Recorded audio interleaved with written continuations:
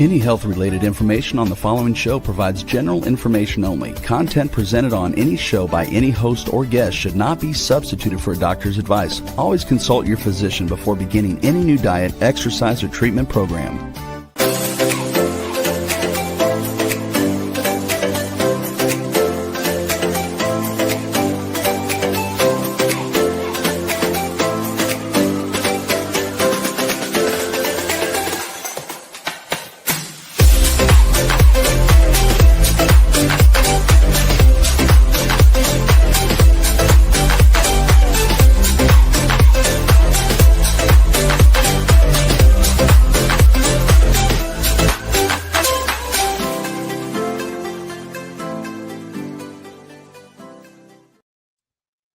Hello, everyone, and welcome to the Inspired and Empowered Living TV show and podcast.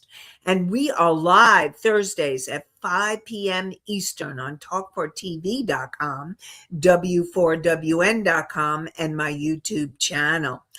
And today we are going to continue in episode 3 of the Next Chapter series. Today, we'll be talking all about the fear of leaving the familiar. So today, you're going to learn why familiar can feel safer than the unknown, even when it's no longer serving you, and the hidden costs of staying stuck in a chapter that you've outgrown. And so let's jump into the show and help you to understand more about the fear of leaving the familiar. And in episode 1, we talked about the signs that you've outgrown your current chapter. Episode 2, we talked about why your soul may be calling you forward. And today, we're going to be going deeper into the biggest reasons that you stay stuck, even though you know that you're meant for more.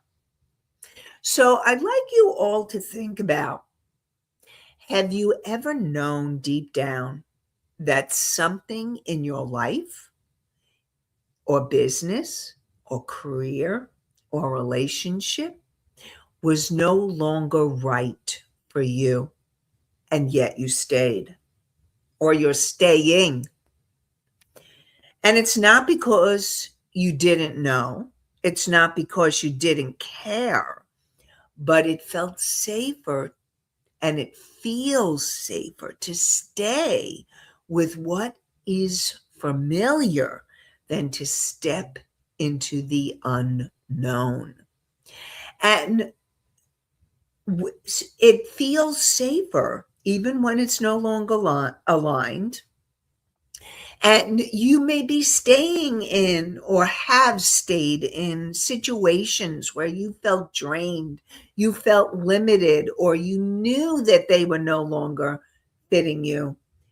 And it was really because it was what you've always known.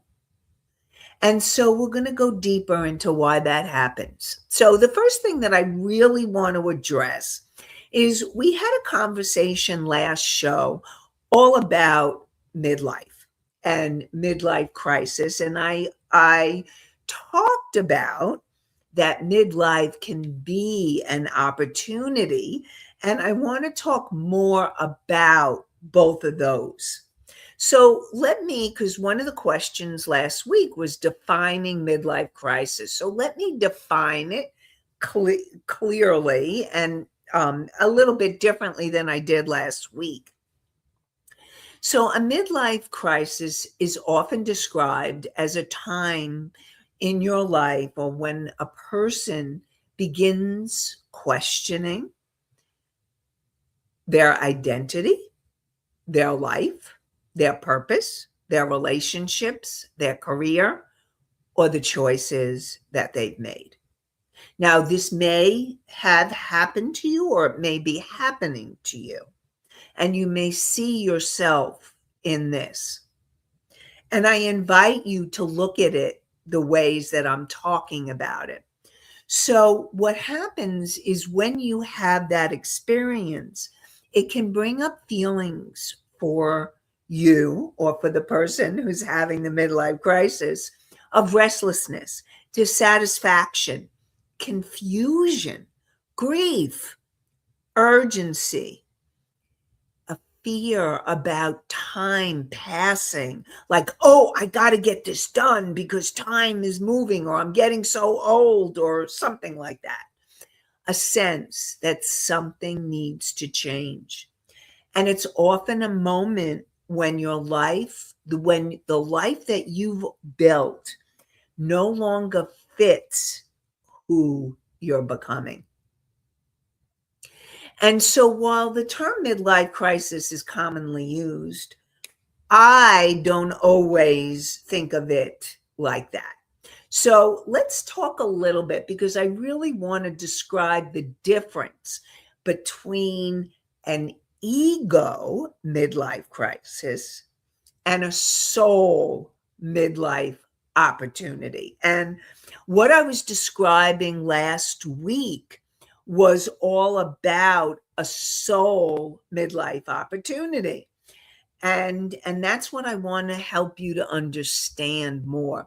So let's talk a little bit about what does it mean for having an ego midlife crisis, or when you are having a midlife crisis and it's driven by fear.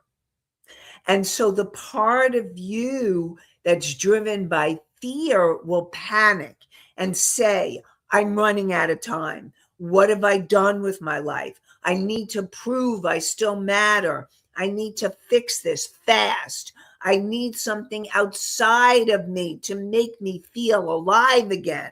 And so that's when, and the common thing is a man goes and buys a red Corvette or a red sports car or something like that.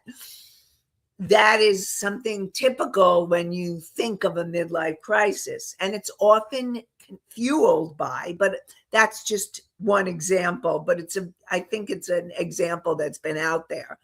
And it's often fueled by the comparison, comparing yourself to someone else, fear of aging, fear of losing relevance, fear of missed opportunities, fear of not having enough time left. And when we're in that ego-driven place, sometimes what happens is you may make impulsive changes to escape the discomfort. And so what I really want to support all of you in getting aware is the difference between being in the ego, or that wounded part of you, or the part of you that is really calling you. And this is why I call it your soul midlife opportunity. So a soul midlife opportunity feels different. It's not driven by panic. It's not driven by awakening. It's the recognition that something in you is changing. It's the awareness that the life you've lived, or a chapter of your life, may no longer reflect who you are now. And a soul midlife opportunity says, so if you hear yourself saying these things, or maybe these are some of the things that you're really starting to think about, I want more meaning in my life. I want more alignment in my life. I want to live more truthfully or authentically. I really want to live more as my authentic self. I know there's another chapter. I know there's something else for me. That's why we're doing this series. I can't ignore this inner calling anymore. And it's not about trying to become someone else. It's about coming more fully and completely into who you really are, and more fully and completely into yourself. So that's where we are now bridging into. So really look at what's going on perhaps in your midlife or someone else's, and really look at where they're at and what's happening. But this show is for you. And so this is about what happens for you when you're leaving the familiar, when it no longer fits, when you know deep down you know you're meant for more, when your soul is asking you to grow. And what I want you to know is that there still can be fear. So even if there's fear, it doesn't mean you stop, or you stop what you're doing, or you don't take it step by step. What it means is that you are moving into another level, and it's being able to take action in spite of the fear. So, for example, fear may sound like, what if I leave this job and I regret it? What if I change and other people don't understand? What if I'm too old to start over? What if I'm wrong? What if I let go of this chapter and I don't know what's next? And so, what I really want you all to know is that the familiar can feel safe because it's known. And the familiar may be draining you, it may no longer fit, it may even be keeping you small. And so, that's what happens when we have this soul midlife opportunity. And you are being invited by your soul to come more authentically into who you are. So I'm just going to check for questions. Okay. Okay, we have some. Misty says, thank you for giving us a different view. Thank you, Misty. And Mickey says, we need to be able to distinguish between the types. Yes. And I'm hoping that I'm giving you clarity enough so that you can identify the difference between them.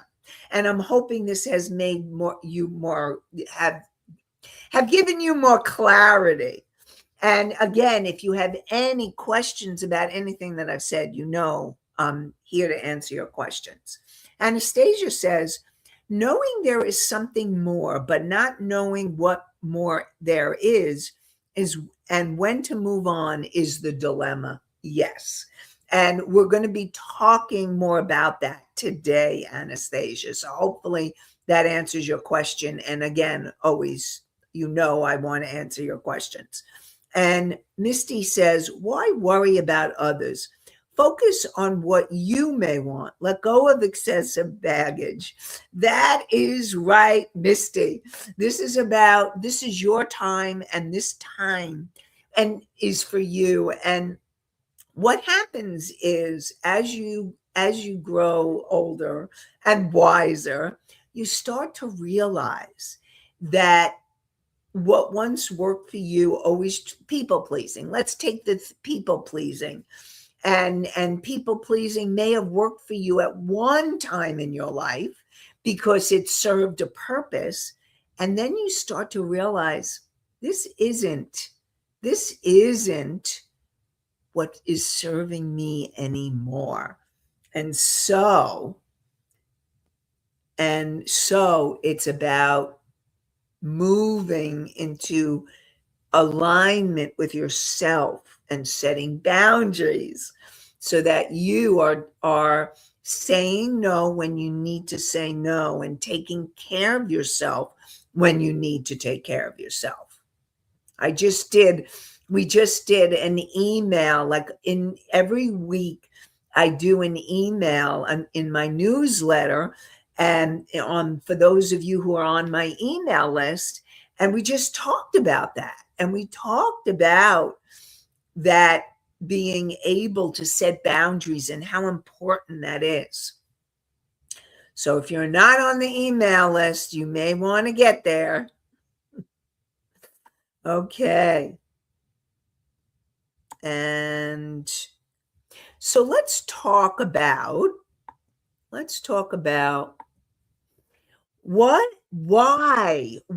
would you stay in the familiar even when you've outgrown it? So what I want to remind you is that as a human being, you are wired for safety and predictability, which feels like protection. And your nervous system interprets familiar as safe.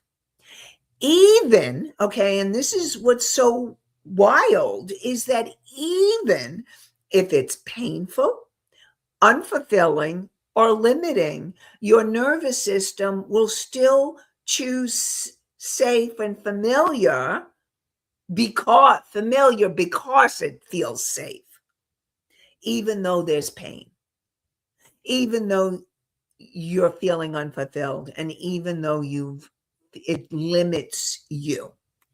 And so that is a reason why you or other people you know stay in careers you've outgrown, relationships that no longer fit, business models, or doing what drains you, and you know that it's not right for you anymore. And then, or staying stuck in patterns of self-doubt, overgiving, and playing small. And what I really want to remind you is that familiar doesn't mean aligned. And familiar doesn't mean that it's healthy. What it means is that you know this, and you know how to survive this, and you know what to expect from familiar. And so your mind will say, at least I know what this is. At least I know how to manage this. What if the unknown is worse? And so I have some questions for you to reflect upon. Where in your life are you staying because something is familiar, not because it's truly right for you? I'm going to repeat it. Where in your life are you staying because something is familiar, and even though it's not truly right for you anymore? And the next question, and everybody breathe. The next question is, what are you tolerating simply because it's known? Again, what are you tolerating simply because it's known? And so,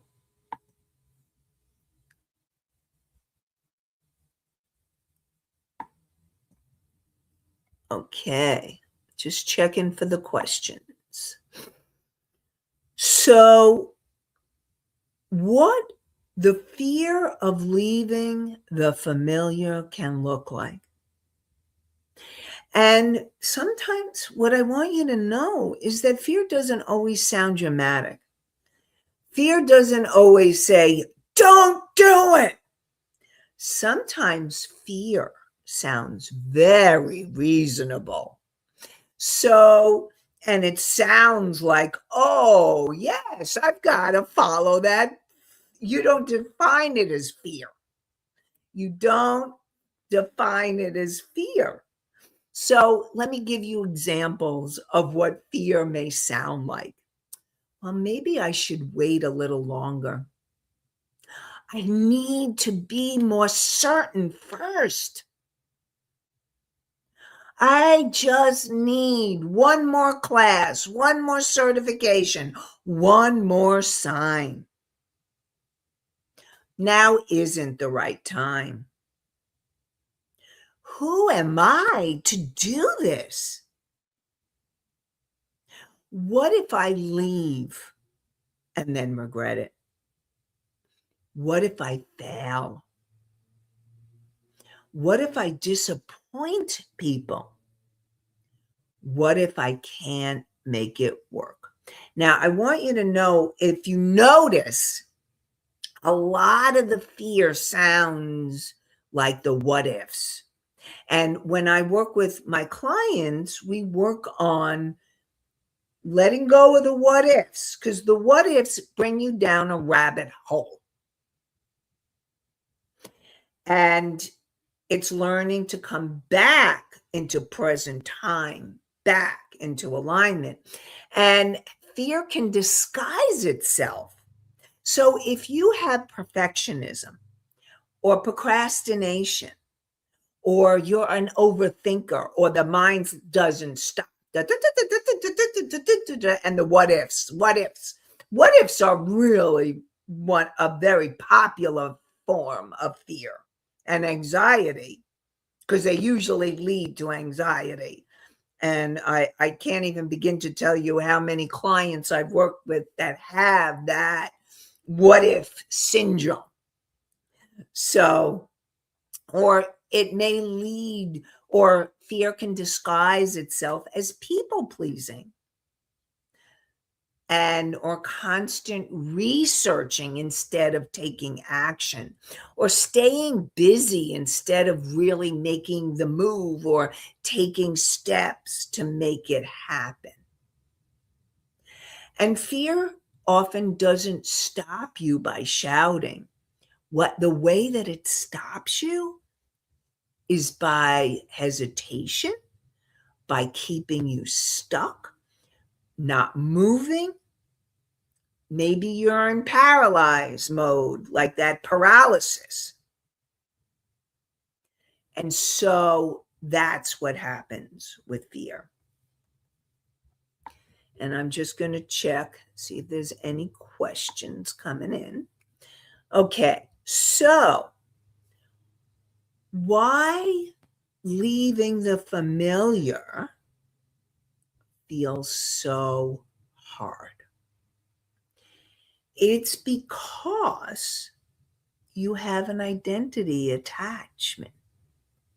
So sometimes, remember, we create identities based on roles that we have in our life, roles in relationship, roles in a job, roles in a position, roles as in a business, or roles in any area of your life. Like I remember when I left my jobs as a social worker, and even though I went into being a therapist as a clinical social worker, I had to let go of the identity of being a social worker at a job and learning to be in my own business. And it created a whole new learning opportunity, an identity that was different than what I had. And that was part of what I needed. So I want you to know that it's about leaving that identity. And so an example of identities that you may be leaving, I've always been the dependable one. I can't leave because I'm the dependable one. And it could be in a job, it could be in a relationship, it could be in your family, or the role that you've played. It could be in any area of your life. And this goes along with being the dependable one. I've always been one with the stable career. Maybe you're in a relationship and you're the only one with the stable career. And now you want to go off and start something new and be an entrepreneur instead of in a job or in a position. And that feels very different and it can feel scary. I've always been the helper, or I've always been the person who puts everyone else first, or I've always done things this way. So those are examples of things you may be saying to yourself, but bottom line is, it doesn't serve you. And then there's fear of loss. So leaving the familiar, there's going to be a fear of loss. And it's the fear of having to grieve, or the fear of letting go of something familiar. So what happens is when you are leaving something familiar, the fears of losing security, and a lot of the security around a steady job, a steady paycheck, or a steady relationship, or just having another person with you if the relationship is not so steady, or whatever it is. Having fears of losing approval. Who are you afraid of losing approval from? Is it your family? Even if you have adult children, it could be your adult children. The fear of belonging, fear of losing, of losing that place of belonging. The fear of losing financial stability. The fear of losing certainty. The fear of losing a version of yourself that you have known for a long time. And those losses feel very real. And here's the thing. I also want you to know they are a real thing where you may need to grieve. Because when there is loss, there is usually grief. And sometimes you may not need to grieve a lot, but you may need to grieve. And some of the things, if you've been in a job, let's say, or a position, let's say you're a nurse or a social worker or some other kind of position, some kind of professional, and you've been in that position for years, 20 something years or 25 years, and all of a sudden you're feeling, I need to retire, or I need to move on, or I'm feeling burnt out.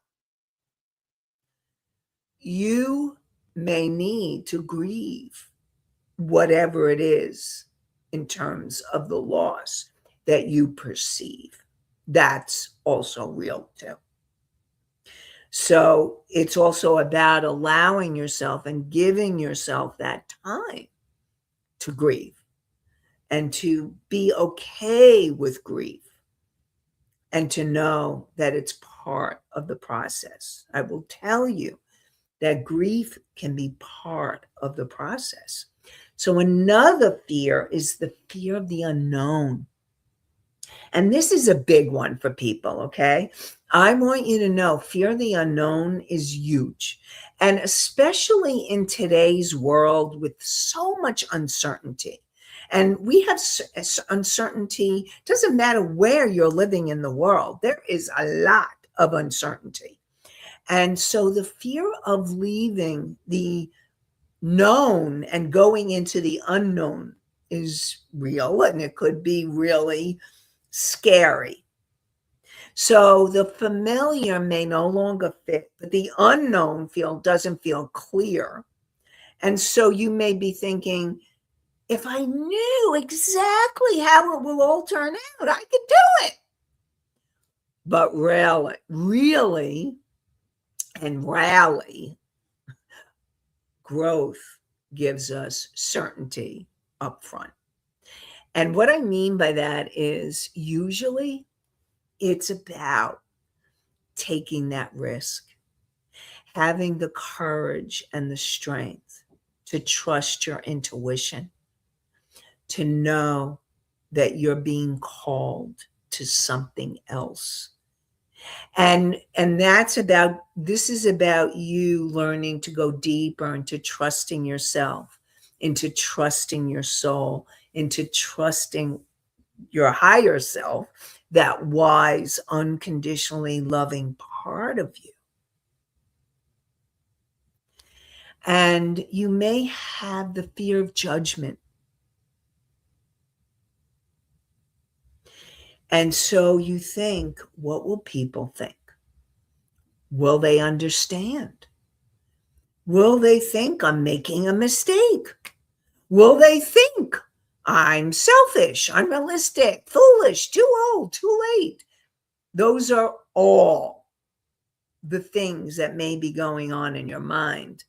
And what I also want you to know is that your soul, if you're being guided and you're allowing yourself to be guided, taking the risk, yes, it's scary, but it's a huge growth opportunity. And sometimes what I want to remind you is that there's baby steps. It doesn't mean you have to do it all at once, or you have to figure it all out, or you just need to figure out the next step. And you need to figure out a way that feels safe to you, a way that feels safe enough for your nervous system to take that next step. And also the other part of this is learning how to navigate, how to have more coping skills, how to be able to take care of yourself through the transitions. And being in the process of that, like I said, part of that process may very well be grief and giving yourself that. And that's okay. And so what I want you to know is that the fear of leaving the familiar is not just about the external change. It's really about all the changes that need to happen internally and what you need to do to take it step by step so that it feels safe for you to keep moving forward. Okay, so Mickey asks, does everyone have to hit all the grief marks to get through things? So I want to let you know is that no, I mean, grief is a very personal process. And, yes, there are steps to the grief process. And you may go in one and out the other and go and, do the waves of grief. But I really want you to know that your grief process is yours, and you don't have to hit all the stages. You don't have to have it all figured out. You just need to allow yourself to be in it. And what I also want you to know is that you could still be in the grief process and keep making the changes. Again, that feels safe enough for your nervous system. So it may be the baby steps, step by step by step. Remember, when you open the door and you want to go through the door of this transition, it doesn't mean you have to take those big steps. It means even if you take the baby steps, baby steps, step by step by step, it's okay. And you can still be in the grief process, or you can still be in all the feelings and still step forward.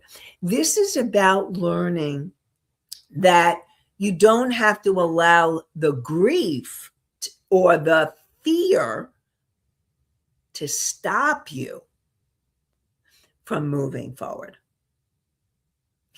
And Anastasia says, how do you know what you don't know. I love it. How do you know what you don't know? Um, you you only can do. Here's the thing. In a lot of the work that I do, the first thing that I do with everyone is help you become more aware. It's helping you to become more aware so that you can discover what you didn't know so that you can now take action on it. If you don't know it, you can't take action. So what I'm going to say is you can't take action on what you don't know. So the first step is the awareness. It's becoming aware of what you don't know, or and that is a part of self-discovery. That is a part of the journey of the next chapter. It's learning to become aware of what you haven't known or what you don't know, and finding the ways to make it safe enough to keep moving forward, baby step by baby step. Or some of you may be able to take bigger steps. It all depends.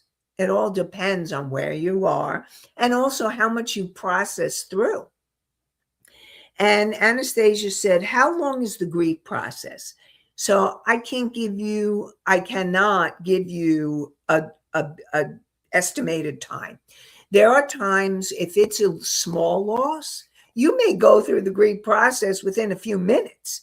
And then when it's a big loss, like a loved one or a pet, you may be in grief for a very, very long time. But again, I want you to know it doesn't mean that grief has to stop you from moving forward. And so, what I really want to support all of you in remembering that this is a journey, okay? It's not a destination. Your next chapter is all part of the next journey and path that you're on. You're on this path, and it's taking step by step. Sometimes it's baby steps, sometimes it's bigger steps. You're in the journey. And sometimes it can be scary, and sometimes it can be exciting, and sometimes it's like, okay, you're moving forward. But being in the unfamiliar can feel scary, but it takes that strength and courage within you. And what I want you all to know is that you all have that strength and courage within you to be able to make the changes that your soul wants you to take. And you wouldn't have this idea, or you wouldn't have the feeling, or you wouldn't have something that feels like, oh, there's something else here. So I just really want to support you all in remembering. And what I also want to support you all is that I have a meditation that can also help you get clarity, to help you come into more awareness of what a next step is.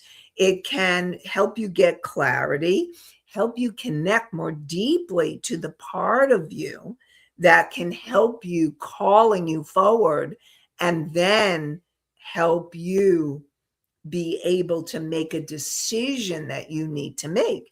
And so so to get this meditation, you're going to go to inspiredandempoweredliving.com/meditation, meditation. So again, the name of the show, inspiredandempoweredliving.com/meditation. And when you and there's also a PDF of it if you don't really want to listen, but you are a choice. You can use the PDF and listen, or you can just listen, or you can just use the PDF. It's up to you. But all of this is all about supporting you to help calm you down, to help you get more clarity of the next step or the decision that you need to make. Now, I also want to remind you, when it's a big decision, you need to allow yourself to be in your process, to be in the process of that. That's part of the transition. So, how do you know if you're staying too long? So, if you're staying in a place where you've outgrown, it can feel safer to stay in the short term, but there's a cost. So the hidden costs may include there's a chronic dissatisfaction you may feel, or a low grade resentment, or you're feeling that emotional exhaustion, or you have a loss of confidence.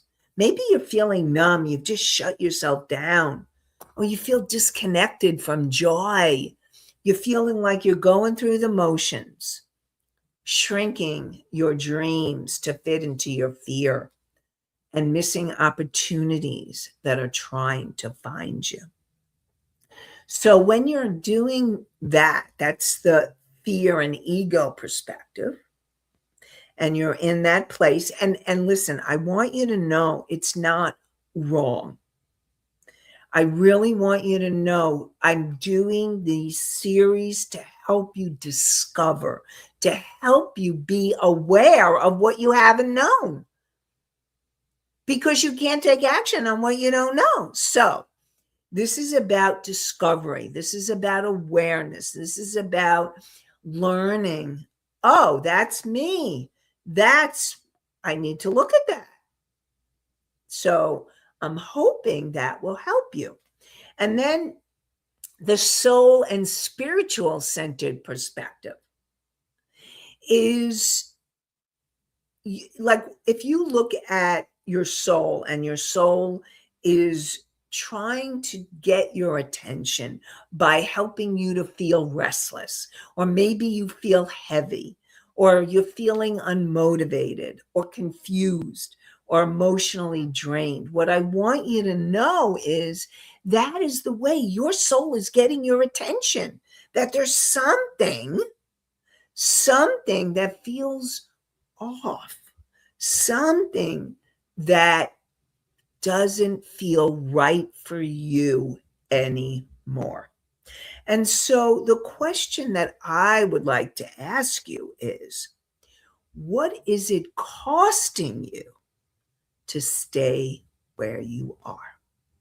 And what I'm going to do is, I have some important information, but I don't want to rush through it. And we're starting to come to an end of the show. So we're going to continue it next show.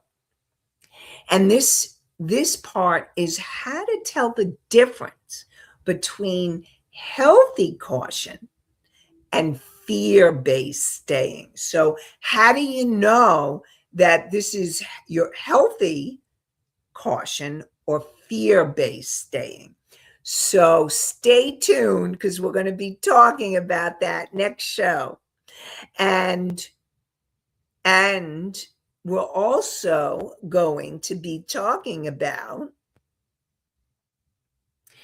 we're also going to start talking about learning how to trust the unknown, and what it means to really start trusting the unknown, and how to start loosening your grip on the familiar.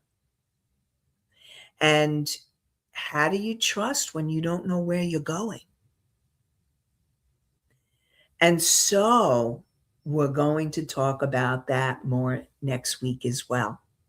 So join me and us next week for more inspired and empowered living, and episode 4, trusting the unknown, and finishing what we started in episode 3, because we're going to talk more about being able to know the difference between the caution, healthy caution, and fear-based. And I look forward to connecting with you more next week. We are live Thursdays at 5 p.m. Eastern on talk4tv.com, w4wn.com, my YouTube channel, and you can hear us on the podcast on iHeartRadio, Spotify, Pandora, Apple, Amazon, and many more. And I wish you all an inspired and empowered day, an inspired and empowered evening, wherever you are, and an inspired and empowered week. Have a great one, everybody. Bye for now.